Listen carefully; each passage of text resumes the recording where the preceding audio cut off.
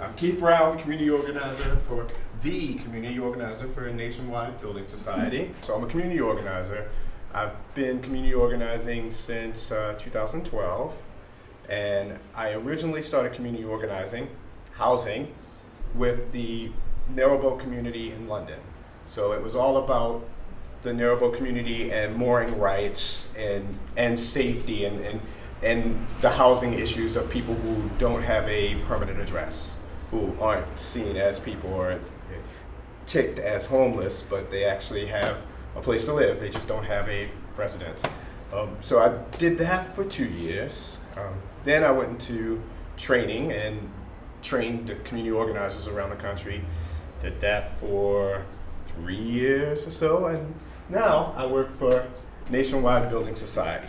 So first, guess I want to say what Building Society is. If anybody doesn't know, I usually tell the story about how Building Society started. I don't have a television, and I found out that Nationwide has a commercial where somebody tells it in a poem version. The same story that I tell, they tell a poem. So, and lots of people have seen it now, so I actually don't necessarily have to tell that story of Building. Has anyone not seen I that? don't have a television either. I told you. That Okay.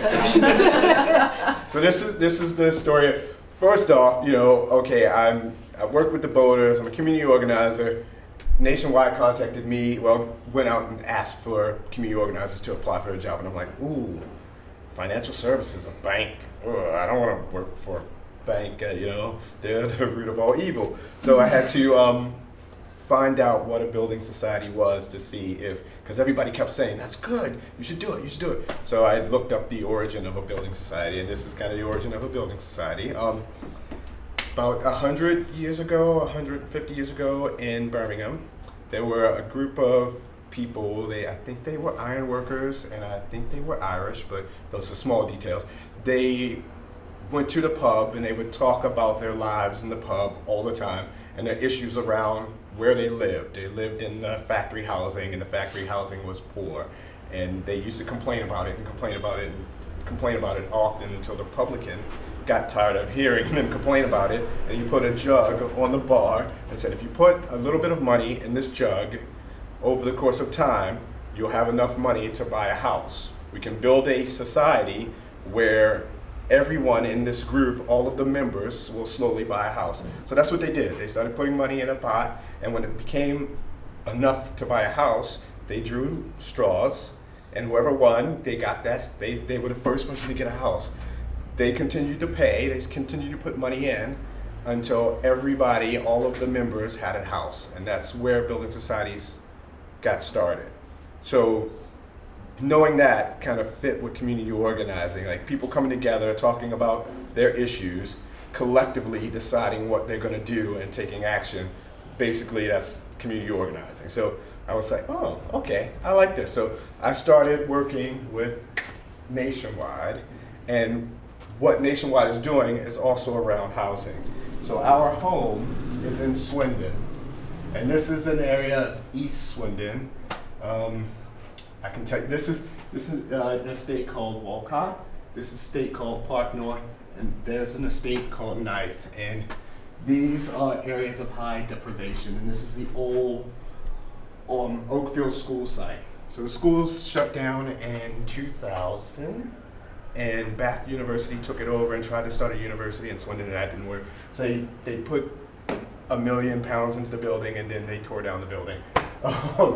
So Nationwide wants to buy the site and build houses on it. So being a building society, a membership organization, we want to do it in a different way. We don't have shareholders. We don't have to make a big profit. We just want to build houses that people, first-time buyers, people who want to downsize can move into, in Swindon. So that's the deal with housing. My job is the community organizing and the outreach. So what I do is I knock on all these doors in these 3 different states, thousands of doors, not all of them open, because I'd still be knocking. And I talk to people about community organizing, what they want, what they need for the area, what they're willing to get involved with. but also how can we build something that will flow with the area and support some of the area needs. So we're going to do housing, but of course we're not going to just do housing. We're going to do, community center, whatever is helpful for the people in the area. A lot of people are like, do something for the kids. There used to be a youth club here, and that got Swindon moved all the youth clubs into one area.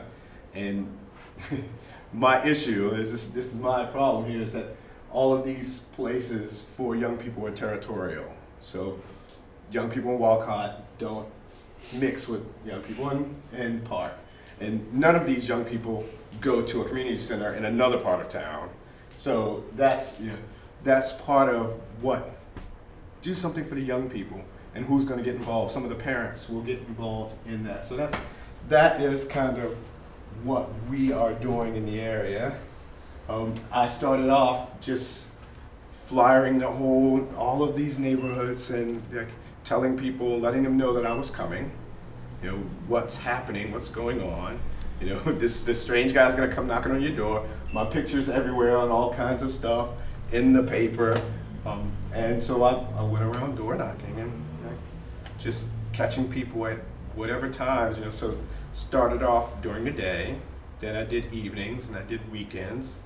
I did some Sundays until I got cursed out about knocking on somebody's door on a Sunday, and I kind of stopped. One really, really strong reaction made me like, I don't have to do Sundays. Saturdays are fine, So that's what I've been doing, and from that, we have been doing some events around bringing some of the people together. Some of the ideas that are coming up, besides do something for the young people, was there's a school for excluded young people who come from all over Swindon. So they're in the last 3 years of school, and I don't know the school system that well. I guess that's 14, 15, 16, before O levels. There's an excluded school, and there's about 20 students in total, and they get the attention that they need, and they're getting great GCSE results every year, and they have a youth worker. The only youth worker in the area is tied to the school and only works with those students, but he supports them doing other activities that they're interested in. So if they're interested in cookery, and some of them are, and that's, for one of the students, that's the only thing he's interested in. They like to cook and entertain, so they wanted to do something for the older people in the community. So I supported them in getting older people to this event where they cooked for them and they served them, which was really, really nice. So that's what I do to get the community involved and interested in what we are bringing nationwide and what they're building. So people come to the events, they also get to input on what the design is. So let's go back to this. So the way the housing estate was laid out in the early days, there was a road that came through and did it like an L to this road. And there's a big roundabout at the top, which is sending traffic down Greenbridge Road and Marlowe Avenue. So there's a lot of traffic running through the area, and people have been complaining about the traffic, and they thought this L is just gonna make something that goes through the estate and adds to like the traffic issues. And a lot of these people were saying, you could have some place where, like, what is your dream house? What would you like? Well, this is what I would like. Or what would you like to downsize to? This is what I like to see. I like to have a place where my grandchildren could play and not have to worry about cars flying past. So all of that was kind of folded into the design. So now the street does like this, like a lightning bolt to the street, and there's raised levels, and there's all kinds of input that people put into about the green spaces. So this park runs all the way to kind of near the center of the city, and it runs all the way out this way. So we're going to keep a green path connecting this park, and these are local allotments. We talked to the allotment holders and asked them what would they like to see, how can we build houses that won't impact the allotment negatively? So we don't want any houses overlooking us. We don't want people looking at us while we're planting and doing our thing in the allotments. And we don't want any houses over 3 stories. So we plan to put, the architects plan to put bungalows here. They're all facing this way, and this is the south. So the sun goes through and still hits the allotments well. So those are the kind of things that we are folding into our housing development to work and try to bring the community, the surrounding community in. Anybody's got any questions?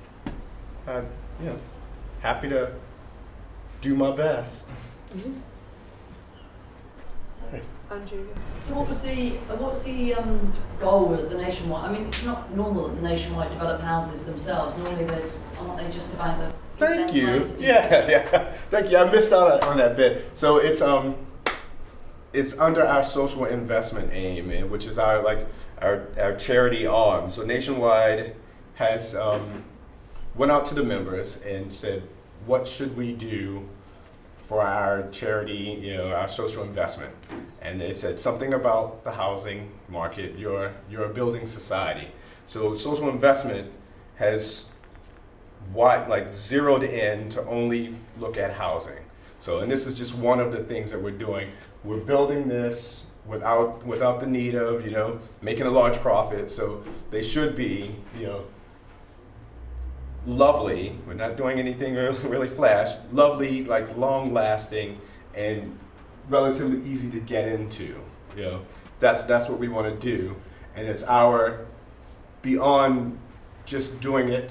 We want to hopefully make a model, a design for other organizations that are like mutuals or co-ops that that don't have shareholders that they have to make a lot of money for, to follow this design and say it can be done, and roll it out in other towns and other places.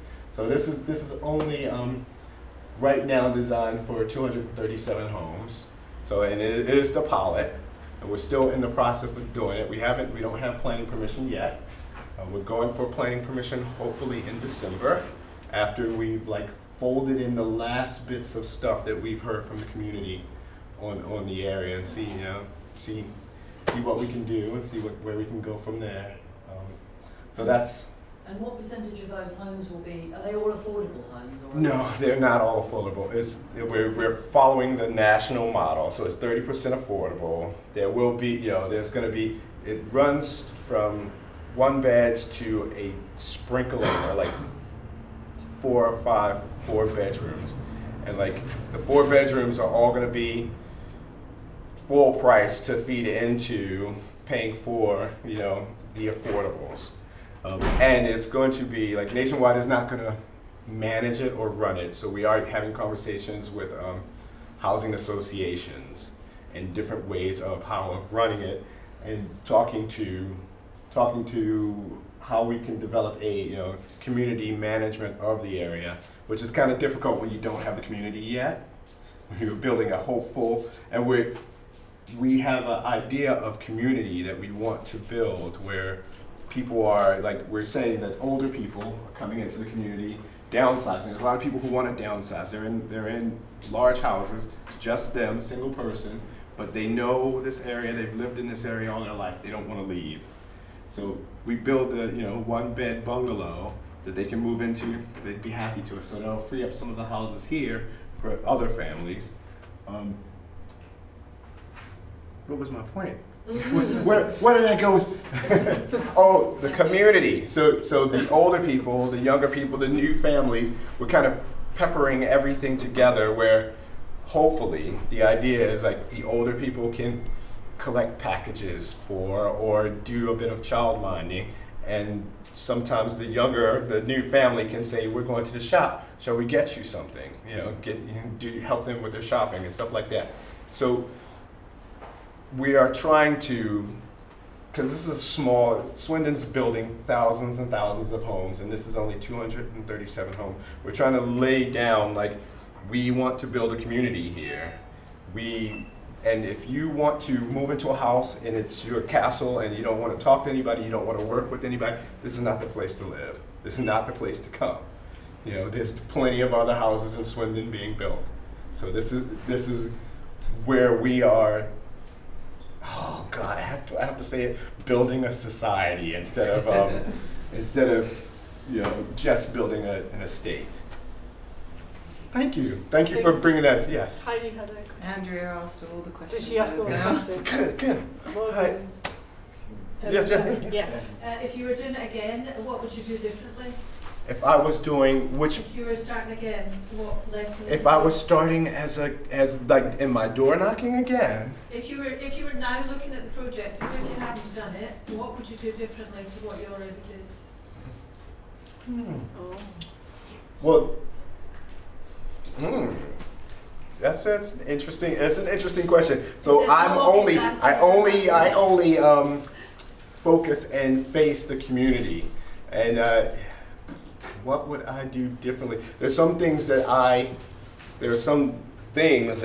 have issue with that I'm still tackling, like how these people here live in Walcott and they don't have anything to do with these people here in Park, and I think that these are two areas of deprivation, and I'm a community organizer. If you guys are together, you're stronger. If you're working together and you're of one mind and you don't see, it's just a little piece of ground. This little piece of ground that's separating them. If you don't see them as other, you're stronger and you can get more done. So that's something that I am trying to push and trying to get people to wrap their heads around.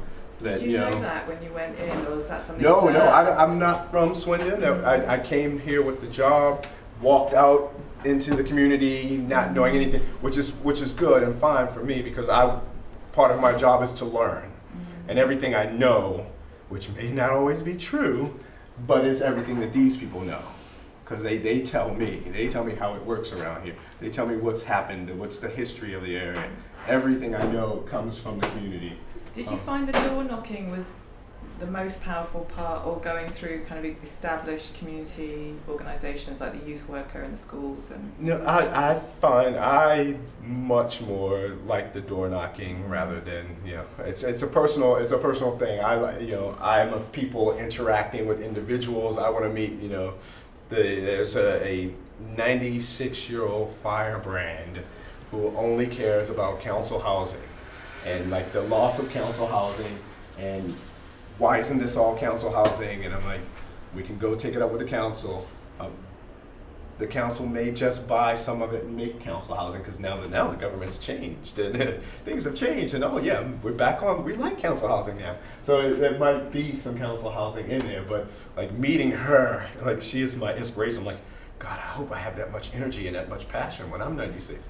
If I'm 96, So I like door knocking and meeting people and like doing all of that kind of work and learning from them and hopefully giving something to the community rather than the. Did you find out why these two communities don't speak? It's just it's a historical tribalism. I think that's that. I don't think it's different anywhere in any town.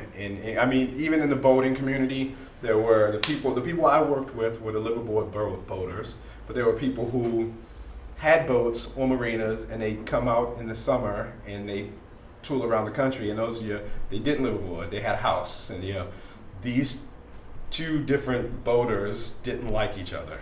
They didn't like those brass rubbers, and they didn't like the dirty boaters who are getting a free ride because they don't pay council tax. So like this tribalism. I mean, I guess it's a human thing that But I am very much personally against it. I think it's something that we need to grow out of and get rid of. Some of our monkey stuff is good, and that's just something I don't think is good. Yeah, Dave. You said that 30% social housing. Affordable housing, Cool. yeah, and 70% council. I mean, affordable or? No. Like that's just. How does it work? That's just. Market rate and sub-market. Yeah, Market rate and yeah. sub-market rate. Yeah. And they're all going to be let. there's going to be rentals. There's going to be a mixture of stuff. Like, yeah, that's the housing association. So we're like looking at housing associations to do the rental, and the council to do some council housing. Yeah. But yeah, we're going to build it, and then we're going to try to make sure that we're still working on a plan how we make sure that we get the people in there and they get to understand. And I think that's going to end up being my job. Yes. When you went to talk to people on the doorstep, did you have like a fixed questionnaire that they should answer, and how do you formulate that data then to feed it into? I did the normal community. There's kind of a standard community organizer. What do you love? What do you don't love about the area? You know, what are you passionate about? What would you be interested in doing? Can you bring people together? Can you introduce me to people? And I did that normal thing. They all knew that there's this estate thing that's happening. So if they wanted to have a conversation about the estate, we can have a conversation about the estate. They just wanted to talk about young people and what they wanted to do, then we're gonna have a conversation about that, and we can work around that. I have the liberty to do that. So people who wanna, talk about the estate and meet the architects and the planners, I just funnel them to those people. And how did you quantify it? Sorry, I'm being a scientist about it, but it's like, how did you say, like, did you say 50% of people, it had to be over a certain percentage of people that would talk about youth services, and then that's what, or you just kind of felt that? No, I go through and physically count the sheets, and I get, all of this is done by hand, with a pencil, because I think in pencil, I don't think in pen. For some reason, I can only work with a pencil. But yeah, it's all done by hand, old school pencil, bam, bam, bam. There's more people interested in this. There's what people talked about as far as the estates was the roads. That was the roads and parking is the highest thing. And outside the larger community aspect is the young people running wild, young people being scary, young people having nothing to do, all of that. Those are the two highest things that these people were concerned about. So those are the things that, But did you have like a mandate to say, okay, they nationwide told you can pick the top 3 things, then we'll take those forward? Or because they've never worked with community organizer. I have liberty. I have a total liberty to do what I do and how I've worked before. I worked for charity, so I didn't have a budget, and I'm still working on without a budget every so often. I'm like, can I have some money to do this? Or can I pay for food for the young people to cook? Yes.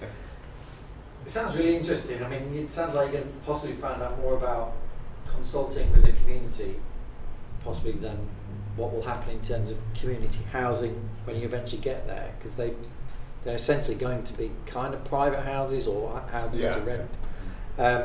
But it'd be interesting to find out if you get less static off people because you properly consulted them, like literally with no plans on the table. Because the usual way around is, what do you think of this that we've already decided is going to be built? So it'd be interesting to see if you don't get opposition, which obviously decreases costs if you don't have to keep going through iterations. Well, so that's really interesting. I work on estates, and they have different characteristics, and in Brighton there's several estates where they kind of, those lot don't associate with those lot. It's kind of quite a big deal, but it looks like you've got like a patch there that no one owns. Presumably that's council land in between, and it's a park, and it looks like it hasn't got much in it. No, it doesn't. So is there money from your nationwide development that will go, presumably in terms of sort of S106, available for the community? I don't know a lot of that stuff because I go in like not wanting to know about the money and having like all of those conversations. I want to have. I'm thinking in terms of if you've got money to spend on the not housing as well as the housing, then maybe that's the moment where you try and start knitting things together. Little like. In the park there's going to be, we're going to have a child play, place, because that is something else that's come up in the community, and I'm talking more about the stuff that I'm working with people on this. There's stuff that Nationwide's like, yeah, we're going to give it to them. You know, so I talked about the roads. There are no zebra crossings here, and there's shops here, and people have been complaining about the road. That's going to happen. Like zebra crossings, all of that kind of stuff's going to happen. A child play area is going to happen. These are things that Nationwide, bam, we're going to do that. We're going to do this. We are going to build a community space. Keith, what are these? What are people going to get into? What are they going to support? Something. Bring it back to youth club. You know. But and this has happened in Brighton. So if the space is seen to be part of one side and not the other side, it's going to be an unsuccessful space or a space of conflict. This is the that's the fight that I'm alluding to. Yeah. But it also could be the biggest win, because if that space really is for all of that community, then other things will happen because of that. Doing my best. Yeah. But yeah, I was talking to a woman yesterday who lives in Walcott, and she's like, you know, I think the space, you know, it's gonna be Walcott, right? This is all gonna be a part of Walcott, and I'm like, well, do you know? Like, just break it down, you're all the same ward. And this school has changed names 3 times from 1960 to 2000, the 40 years it was there. When she went there, she went to the Park School, which is the name of this estate. It's like, you know, you went to Park School in this, you know, it was Oakfield Estate, you know, it became the Oakfield School, but, you know, that's the big, hopefully win, and that's the big thing that I am working around, this whole separation. And you know, they've got you know, stuff down here, but they don't have it here, and we can't go there. And there's a community center here, but this community center belongs to Walcott. This is Park right here. It's such a short walk, and you know, we can't go there because it's not ours. So is this going to be ours? Is this going to be ours? Yeah, we are having those kind of conversations, and yeah. So has any of this got planning permission? We don't have planning permission yet. December is when we're going for planning permission. Do you intend to build it out all at once? They don't. As far so, I don't have. You can go to Nationwide/Oakfield, and you can look at more of the plans and like how they've developed with the community. There's boards on the website. But so there's going to be houses here, and then there's going to be a strip of park that connects these fields with the park, with Buckner's Park. So I'm going to open this up. This is the plan that I hear, that the builders are going to be here. They're going to start here and work their way down like this. So the first site is going to be just the houses that are built here. Yes. What did you do do you know what the basics were required of you to do, and what did you do above and beyond that? I didn't have any, In terms nothing, of planning? yeah, no one knew anything about community organizing. They like, oh, this is such a good idea, we're gonna bring him in. And so I've had a lot of liberty to just go out. Do you know Yeah. what was required? Because there are some requirements of community consultation. I don't know what's required, but I know Maybe the in terms project of planning manager permission. knows. I know I know the project manager knows, and I know that she's happy. Okay. Well, yeah. So whatever the mark was, I've hit it. Yeah. That's amazing. It was hit. But yeah, they don't tell me. There's a lot of stuff that they don't tell me, which I'm glad, because I want to go in and just work with the community and not have a lot of preconceived notions. Like, I didn't know that they were going to put in, you know, oh yeah, we'll do a park. Oh great. Well, yeah, we'll do, you know, zebra crossings. Like, I didn't know any of that was guaranteed. And I'm like, okay, so let's all petition. You know, why, you know, let's see about that. You know, still normal community organizing. I'm just talking to the project manager. She's like, oh, okay. Comes back a couple of days. Don't worry about that petition. We are definitely gonna do that. That's a no-brainer. That's easy. So a lot of stuff is just letting me go and do what I do, and yeah, it does seem to hit what they need. I'm not really sure what that is. But there must have been some sort of, there must have been some awareness that some sort of planning permission, you didn't just choose a field and say, let's ask the community what they like. You must have known that there would be some sort of planning permission attached to the land. Well, all of that was done by the project manager, and long before I was brought on, they looked at this site was put up for housing, was designated for housing in 2003. Nationwide has been eyeing it almost for that long as they get themselves together. So I've only been working for Nationwide for a year this month. So yeah, a lot of those things and those conversations have already happened. I was brought in as an expert in community organizing, and I absolutely know not a lot about housing unless you're a voter, and absolutely nothing about financial services, which people ask me all those questions too. I'm like, nah, I'm sorry, I can't help you.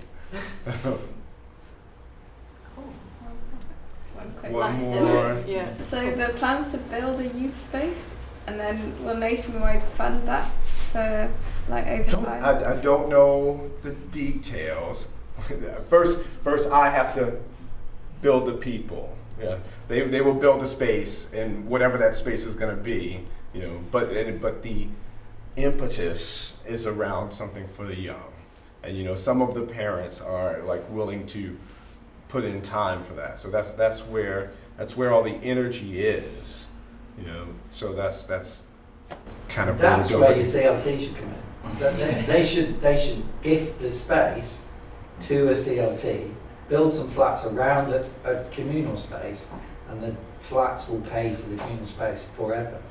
That's what Then they can run whatever they want in it. Yeah, do whatever they want. control it, they have it, they own it, and they have all the income, and they decide where it goes. And if you have that, then you probably would always be able to run a well-funded community centre that doesn't have to keep looking for funding all the time. That's what they should do, in my opinion. Thank you for Thanks. listening. Thanks.